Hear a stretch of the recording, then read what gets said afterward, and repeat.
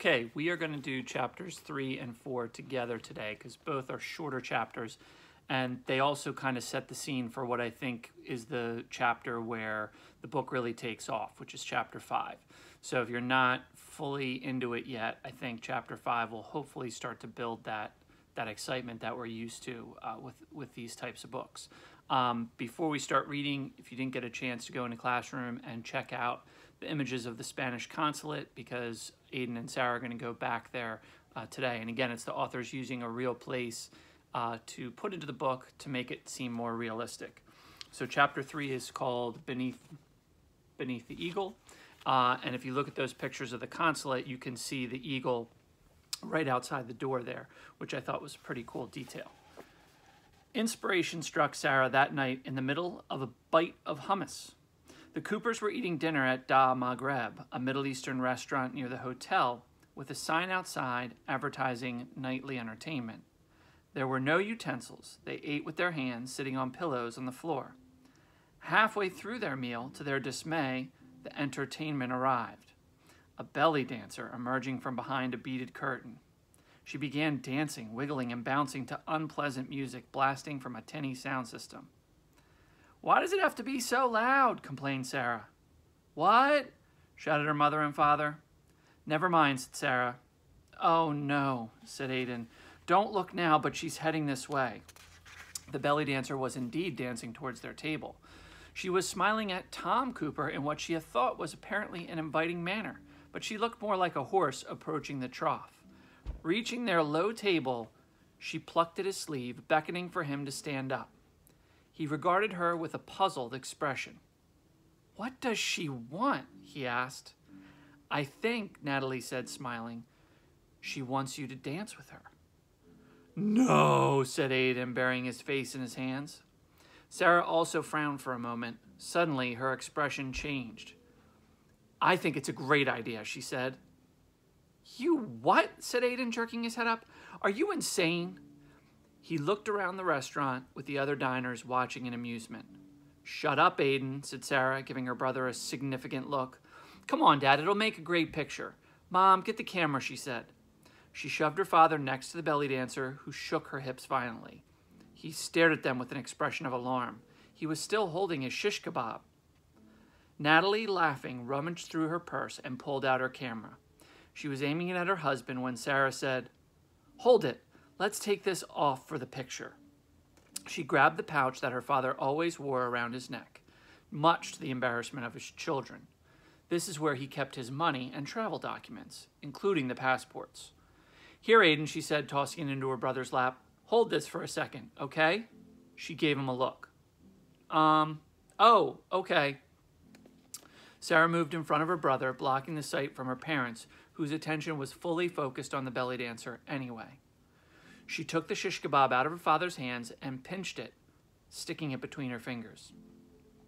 "Say cheese, Tom," said Natalie. "Feta cheese," said Sarah, managing to win a grin from her mother. But not from Tom.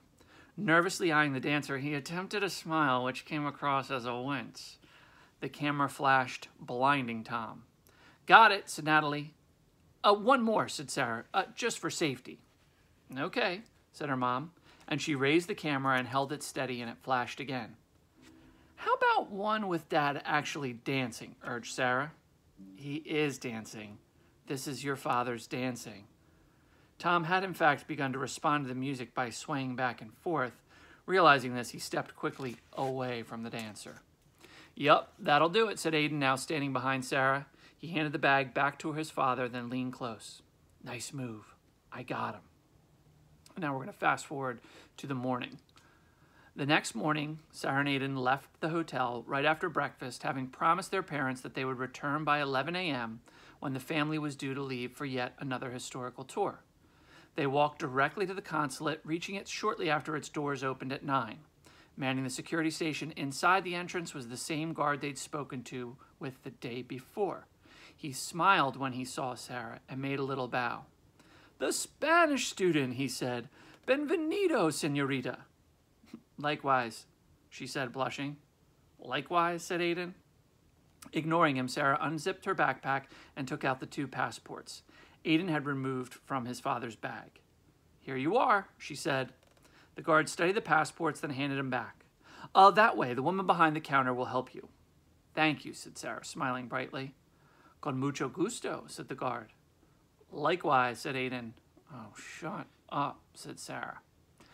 The line at the counter was shorter this morning because there were only 4 people ahead of them. Behind the counter was a clerk, a serious-looking woman who wore her red hair in a tight bun. She was stamping documents.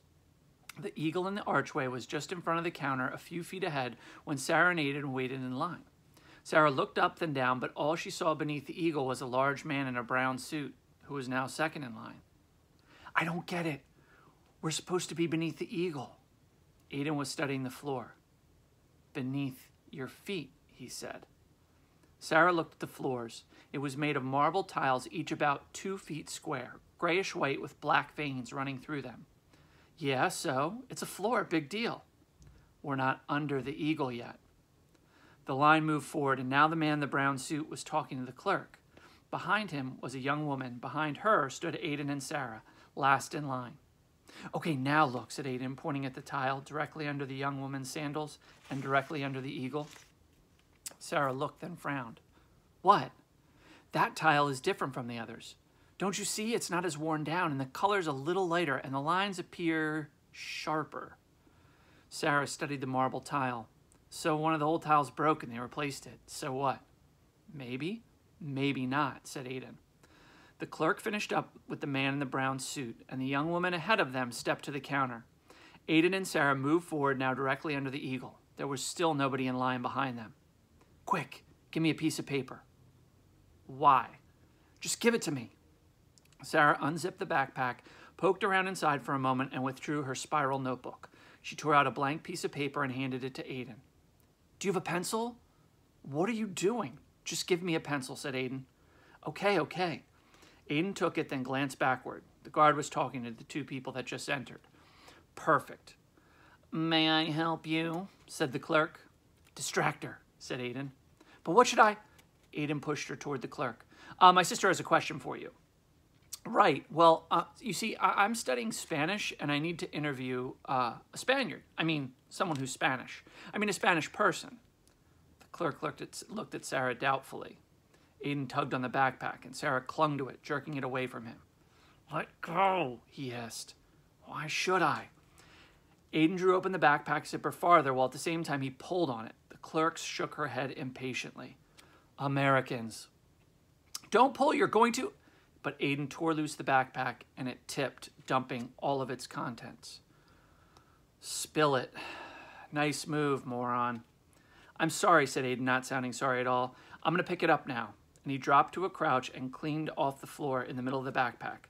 There was a Kleenex travel pack, 3 packs of gum, 4 tubes of mascara, some coins, hair ties, hair clips, a hair scrunchie, and the hairspray that Sarah carried everywhere.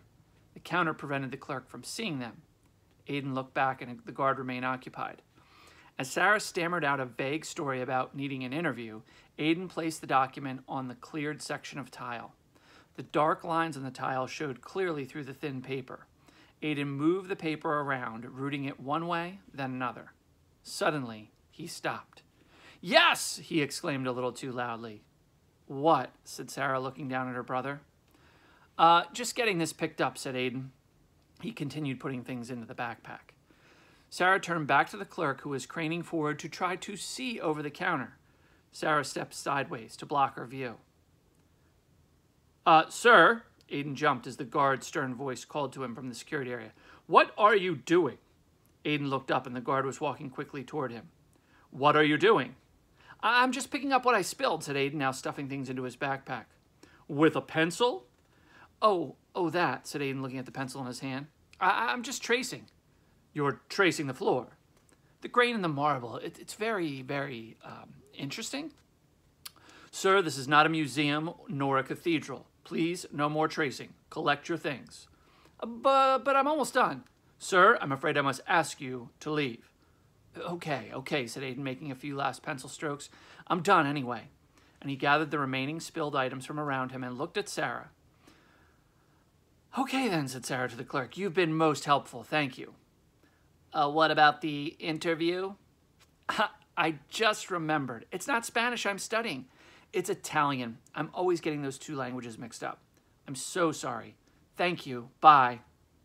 She turned and followed Aiden, who was walking quickly toward the door. Once outside, Aiden burst out laughing. Italian? Italian? It was the best I could think of. What were you doing on the floor? Tracing, said Aiden, grinning proudly, and you won't believe what I got. What did you get? Tell me. Aiden held up the piece of paper. I have no idea.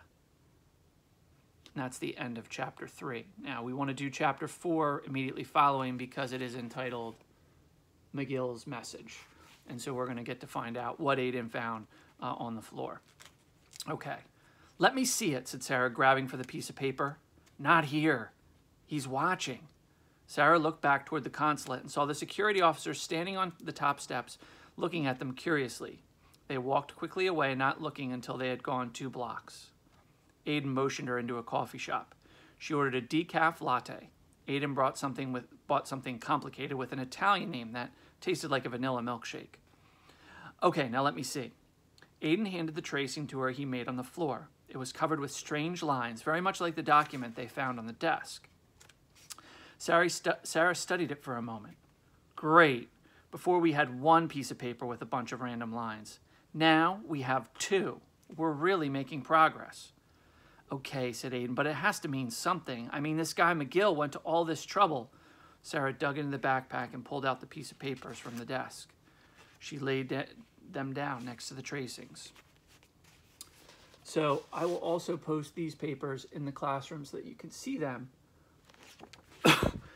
However, you can see it's some sort of code or some sort of situation. And you'll find out as we finish reading this chapter. Same thing, right? Random lines. But they're not the same, said Aiden. No, said Sarah. Maybe you have to fold them. Let me see. He reached for the papers, and in doing so, he bumped his drink, splashing out some of the cup.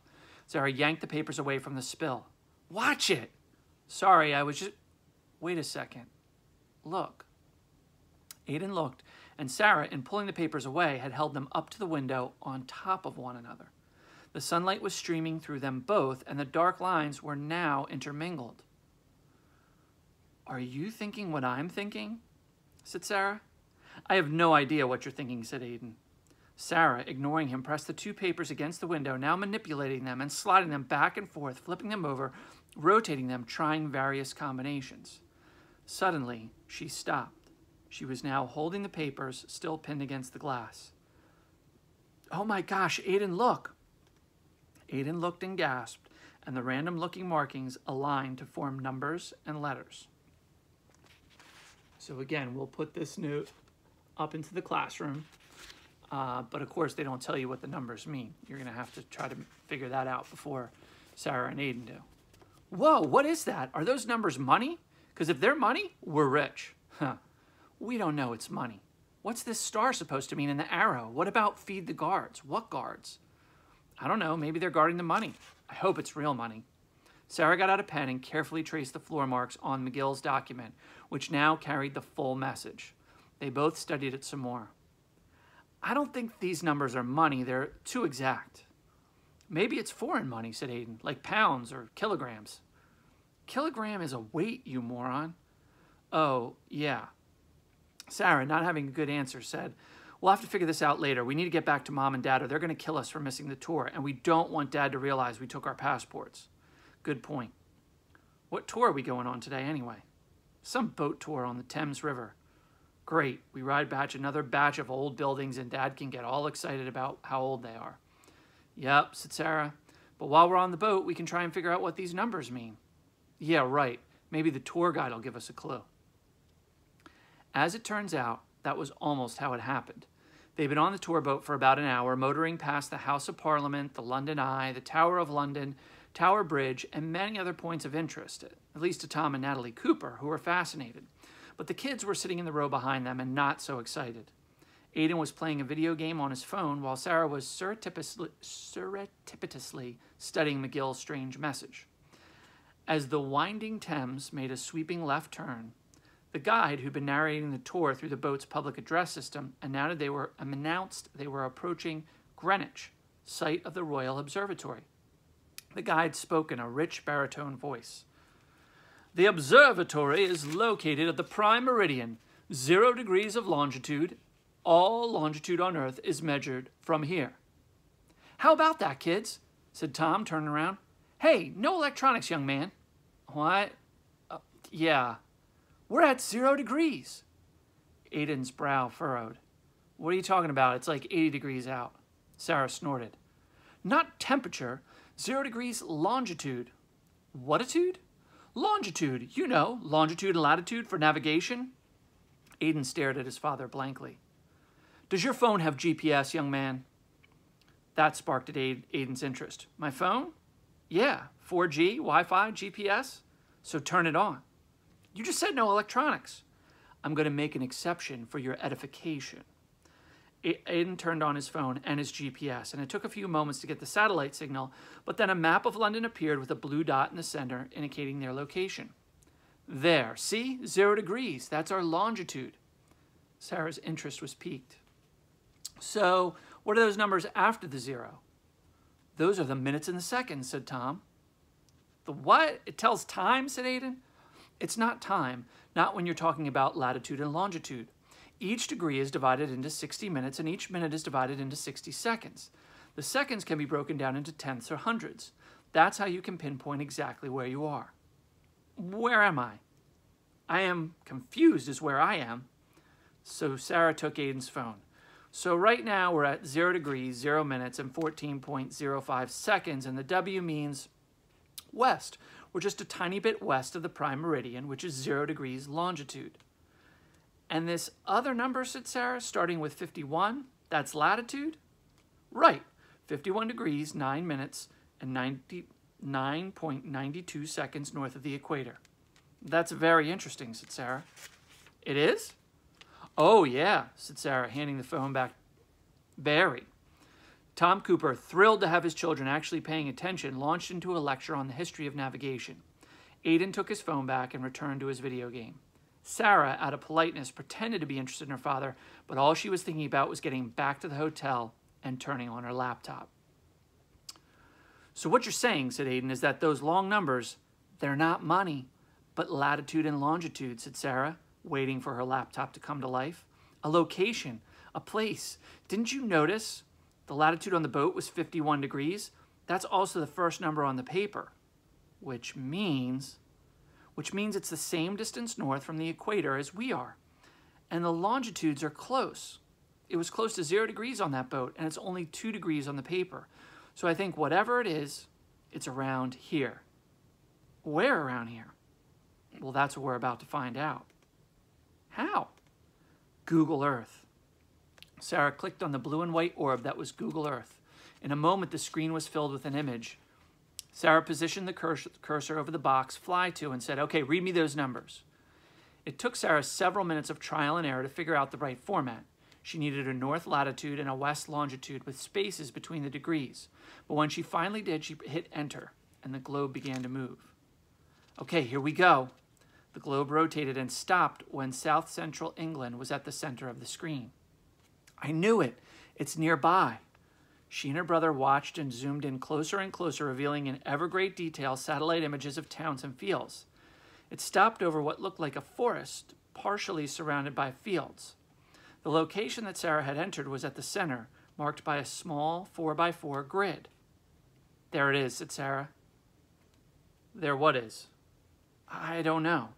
She zoomed in and zoomed out, revealing more of the surrounding area, including a nearby town. Monkton Fairley? Aiden read, chuckling. Fairley Wick? What kind of names are these? They sound like rock stars. They're towns, said Sarah, and she zoomed out a bit more. Bath, she said. I already got a shower. Not that kind of Bath. Bath is a city, and right here it's only a couple miles from Magill's location. So there are historic tours in Bath. There are brochures downstairs. Historic tours, as in you-know-who. You think Mom and Dad will actually want to go there? I think they will after you and I tell them about all the fascinating history in Bath. I don't know anything about the history of the town in Bath. Sarah opened Google and was typing in historic sites, Bath, England. You will, she said. and that's the end of the chapter. So one of the things that you need to see is the authors are using that technology that we're familiar with to make it feel modern day, which I really, really like. Sarah and Aidan are behaving exactly like you would kind of expect brothers and sisters to. And what you want to be thinking about is where possibly this could connect to any of the previous books, because we haven't really had too many connections other than the initial connection with the note, but we're going to see them start to take off a little bit, particularly in the next chapter. So in the classroom, I will have these notes posted and also a little video for you to kind of understand latitude and longitude. And if you can get on the internet and play around with Google Maps, you can kind of check out some of the latitude and longitude on your own. Okay? Tune in tomorrow.